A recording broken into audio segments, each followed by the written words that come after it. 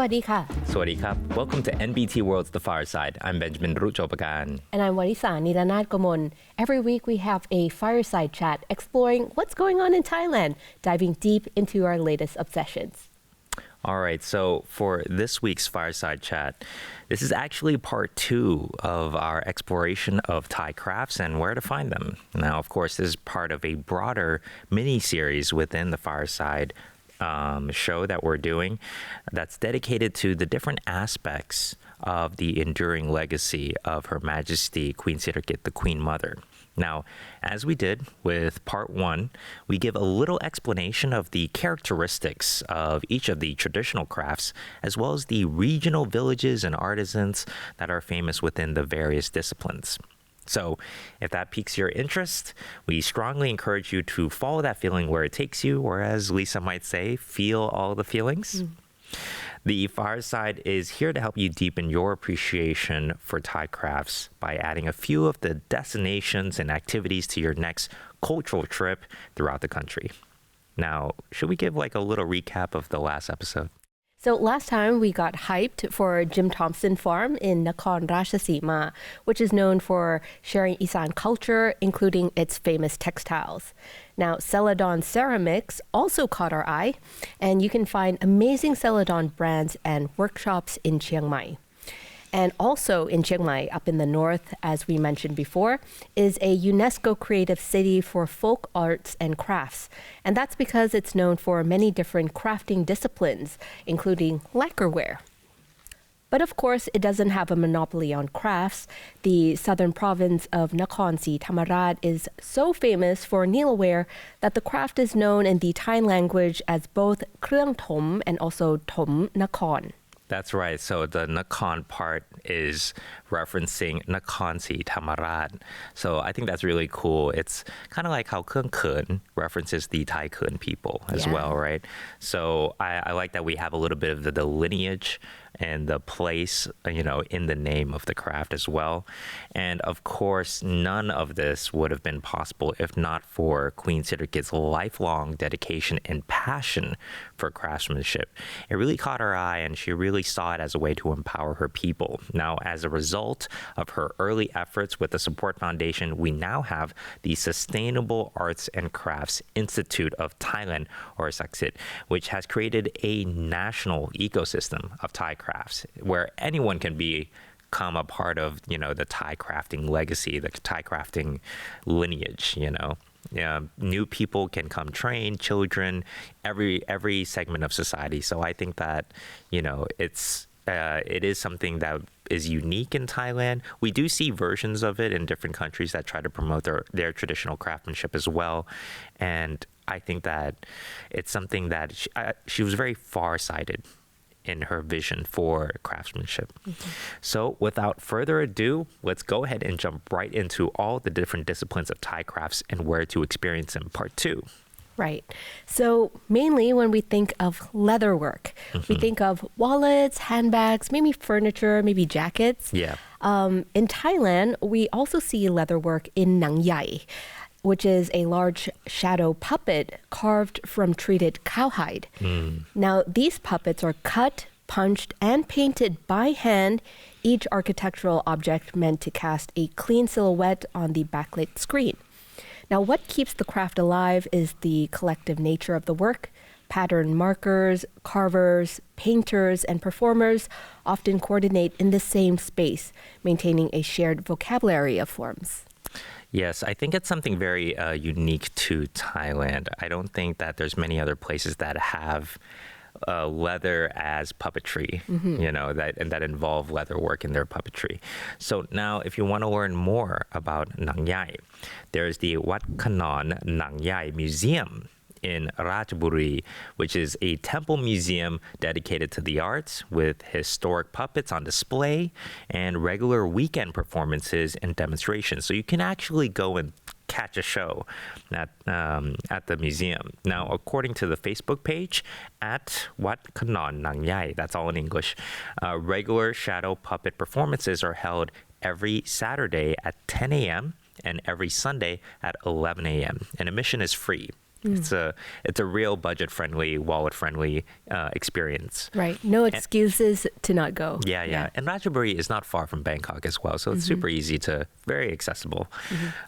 What's interesting to me is how the local community has really rallied behind it. There are kids, parents take their kids to go to theater class there.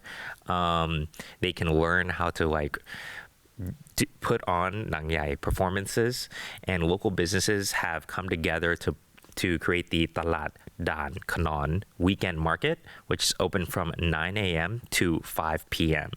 So there's so much to do. It really you can make a whole day of it. You can make a whole trip out of this experience as well. A bit of culture, a bit of eats, some bites and stuff, and see the craftsmanship at the local market as well. I'm really interested. I know that they do kid classes, but I'm also interested as an adult, like how you can, put emotion, I suppose, into the theatership of it all. Like with acting, you can use your facial expressions, you can use vocal variety maybe. But with Nang Yai, it's basically one huge piece of cowhide leather. But then you have to transform and, somehow make the audience understand what's going on through emotions and stuff. That's right. There has to be so much storytelling, but it's not a medium that lends itself to that very easily. But I'm sure there's a lot of musical accompaniment to go with it as well. For sure. Now, in case, again, if you're interested, provinces like Nakhon Si Thammarat and Pathalung also have Nang Talung. So this is a little bit different. It's a small shadow puppet performance. Now, one place we really recommend is the Ban Nang Talung Museum by Sushat Sapsin. And the museum showcases antique shadow puppets from neighboring countries, as well as musical instruments and equipment used in shadow puppet performances. Like you said, it's not just the puppets itself, but it's true. Music does play a huge role in creating emotion. So music instruments are very integral, very important in these kind of things. It's like any theater performance. You have to have music, right? Yeah. And that itself brings a whole other field of not just craftsmanship, but art. Yeah, that's exactly it. Yeah. Well, that place also offers workshops and educational activities on shadow puppet carving, and has a shadow puppet theater where demonstrations are held for museum visitors. It's a little different from Nang Yai, like I said, in the sense that instead of a static panel, Nang Talung actually has characters with arms that the puppeteer can move separately. So this one can have a little bit more hand gestures, I suppose, than the Nang Yai one. Yeah, there's a little bit more articulation of the hands and stuff. So that can lend itself to more expressiveness as well. So for me, what I like about Nang Yai and I like about, this aspect of Thai leather work is that there's the craftsmanship, but then there's also the performance, and I like how that connects together, and how it can, how the end product is more than the sum of its parts, So our next stop is going to be sa paper or kradat sa. Now this paper is traditionally made from the mulberry bark that's soaked, pulped, and spread into thin sheets. And the process is pretty straightforward. It hasn't changed for, the probably hundreds of years that we've been practicing it. But the variations, the layering, the dyeing of the fabrics, the pressing of different petals and different pieces of nature into the surface give a lot of personality and a lot of variability to each one. And it's not something that I'm sure there's a way to do it, like in a mass manufacturing way, but we still do it handmade. So it still has a lot of personality. So you're going to see sa paper in umbrellas, lanterns, notebooks, and a lot of hotel decor across the north, because that gives it its kind of lana aesthetic. It gives it a materiality that allows for us to this is, it's something you can experience yourself. It's something you can feel in the material. So I think that, unlike the reams of paper that you get, the A4 that you put into the copier, sa paper is very organic. You feel very connected to the way it was made.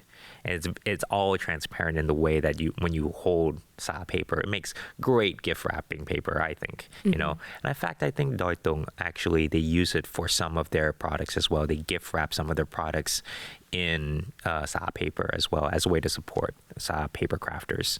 Now, sa paper is handmade from start to finish, and so no two sheets are going to be the same. I think using sa paper as paper wrappers is such a great idea. I've also seen them use them as cards. I personally bought, how to call it, cards when you like say New Year, Happy New Year's or Happy Birthday to expat friends. Yeah. And they love it because it's so Thai, it's very uniquely Thai. And again, like you said, you can customize those.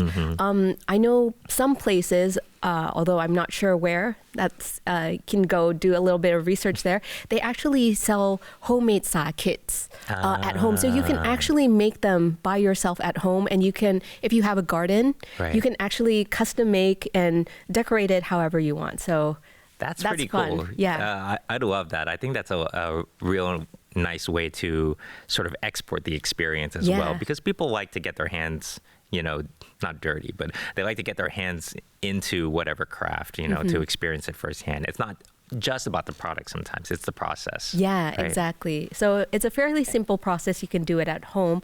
However, if you want to learn how to do it with professionals, we can recommend a couple of places. So people can experience sa paper at, you guessed it, Chiang Mai Ba Sang Umbrella Village. And it is the village that is famous for hand-painted parasols made with sa paper. Now, those parasols, they're life-size umbrellas, but they kind of remind me of, the little umbrellas that you put in drinks or like Japanese foods when I was younger. I think like mechanically they're the same. Yeah. They're the exact same. They do kind of remind me of like cocktail umbrellas. Exactly, that one. Yeah. Yeah, and you can find those workshops for paper making, frame construction, and painting right there at Chiang Mai's Ba Sang Umbrella Village. Very easy to remember. And one of the places that offer umbrella making workshops is intuitively named Umbrella Making Center. Very, very convenient, very easy to remember. Very on the label. Yes. And this is a great place to support because it allows for many local artisans to conserve this art and this craft, supplement their income, and share it with the world. I know that a lot of these sa paper factories, they're very small, they're very community-based, and when we say supplement their income, sometimes this is literally the only thing that they've been doing for the past 50 years. It's a generational thing, even like the kunpu or the grandpa passes on to the son and then, the grandson and so on and so forth. I'm sure like the umbrella making itself, I'm sure it does take kind of a lifelong dedication to it because, I kind of like, we compared it to like cocktail umbrellas, but actually if you do see the giant ones, like there's the human-sized ones that, you can carry around and super cute. But then there's also like the really ginormous ones that there's a lot of webbing. There's a lot of like rope and that they have to tie into it. So this whole other thing. I know this is the sa paper section, but the umbrella making is really intricate actually. Oh, yes, that's right. And you know that these gigantic umbrellas, they're actually waterproof as well. So they're actually functional. They serve as a functional part, not just for decoration. I was kind of worried like, paper umbrella, is that going to work out? I think there's a way they can code it, right? They probably have a process that I'm not too sure of, but they do have the technology to do that. Like you've experienced it yourself. Yes, of course. Right. Cool. So the best time to visit this is during the annual Ba Sang and San Gampang Handicraft Festival, which unfortunately, if you didn't already know, is already wrapping up by the time that this airs. But it's a great seasonal highlight of the festival calendar of the north of the Lan Na region, with traditional handmade umbrella and lantern displays along the local streets. There's storefronts participating in the festival that that give visitors plenty of unique photo ops, plenty of selfie opportunities.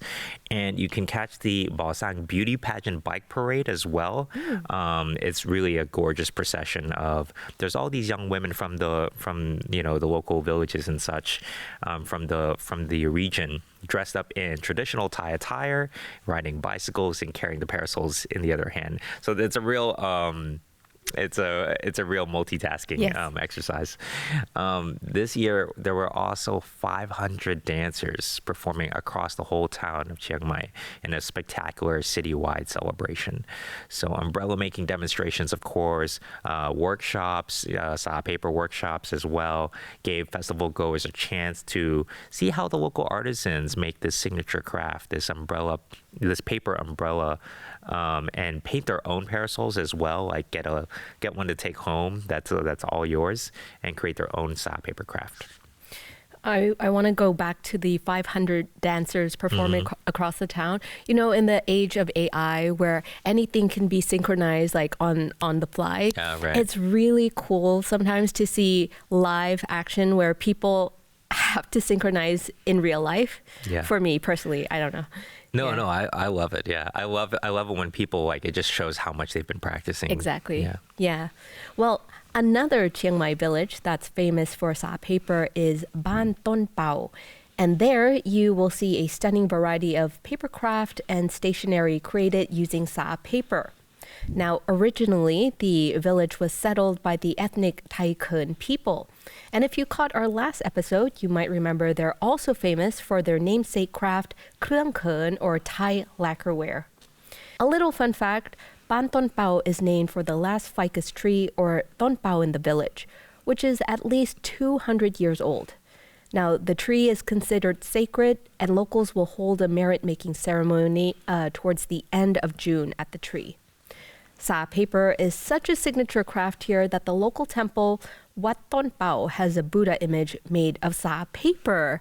That is so cool. Yeah, actually, it is really cool. So, of all these places, we've talked about Ban Ton Pao, and we've also talked about Bosang, right? The Bosang village. Where do you think you would go?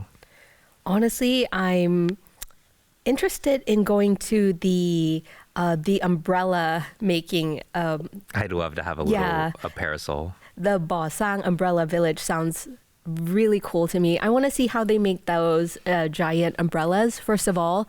And I want to be part of creating my own little cocktail, but in real life-size one. They have different sizes. Like they have like a one that's about this size, that you can paint yourself. So it's not going to take you all day, And I think the umbrella making could be really cool. Just to see, it's kind of like textiles, like the way that they know where to loop everything and where to knot everything. It's really intricate, actually.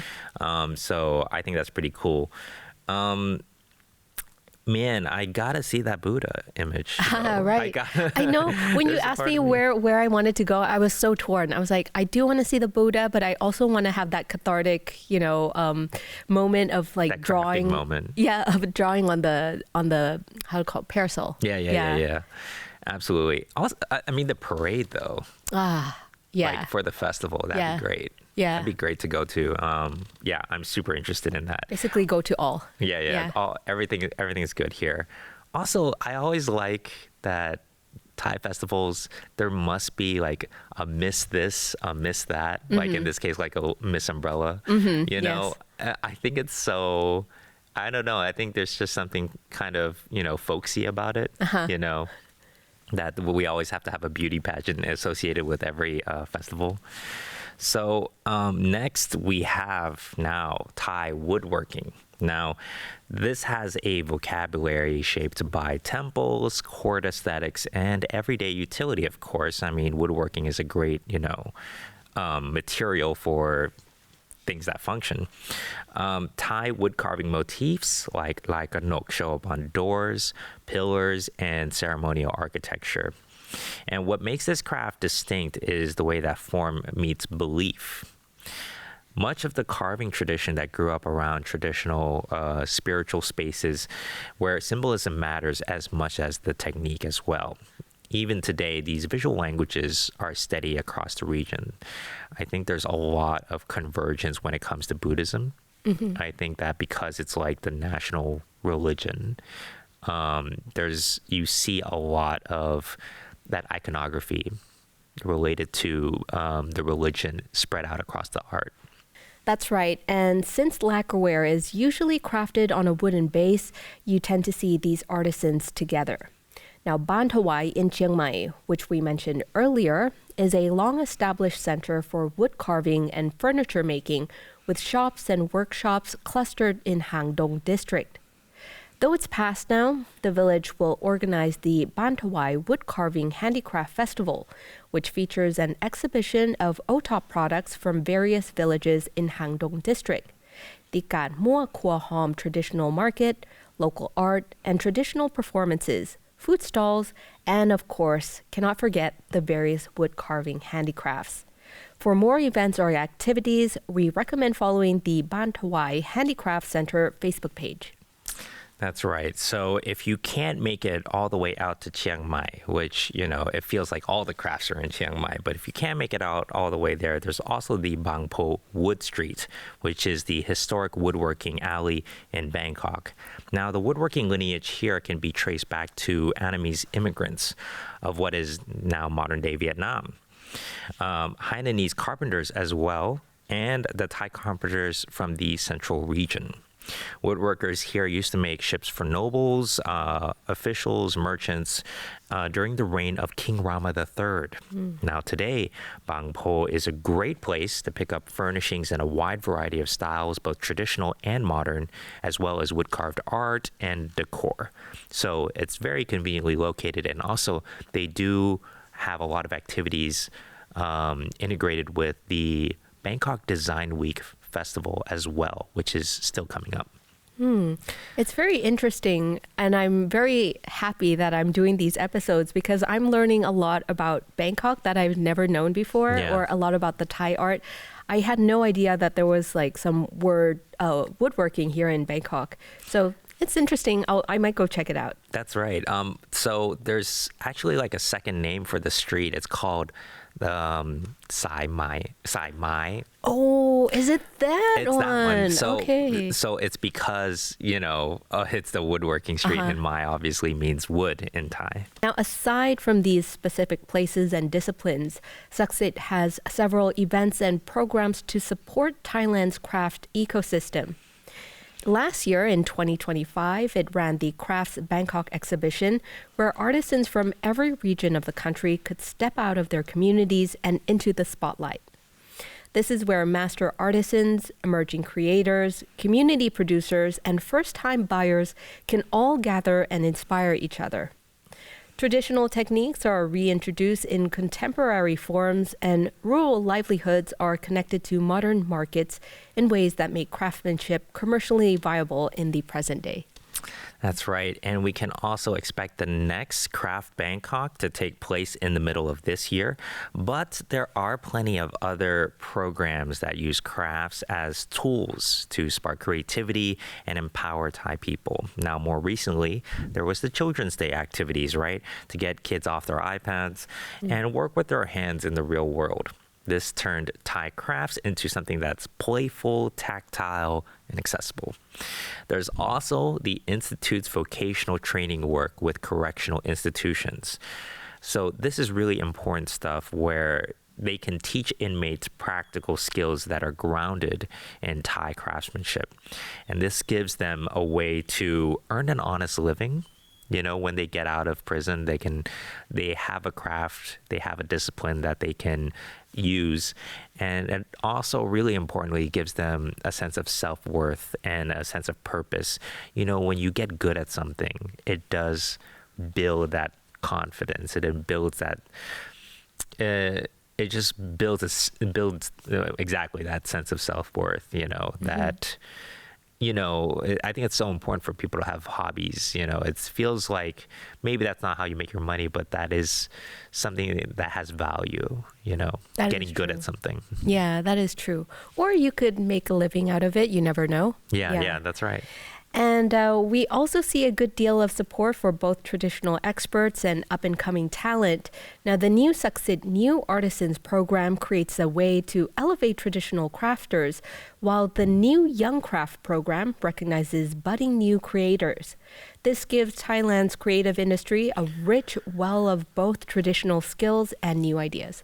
That's right. And taken together, these efforts all reflect this deeply held belief that craft is not limited by age, by status, by circumstance. You know, craft is for everyone. Her Majesty Queen Sirikit, the Queen Mother, once said, "I have always been proud that Thai people carry the blood of artisans within them all. Whether they are farmers, laborers, or engaged in any profession, wherever they may live, Thai people possess sensitivity and an innate receptiveness to all forms of art. All they need is the opportunity to practice, and they will reveal their abilities for all to see." I really love that quote. I love it as well. And that's all the time we have for this episode.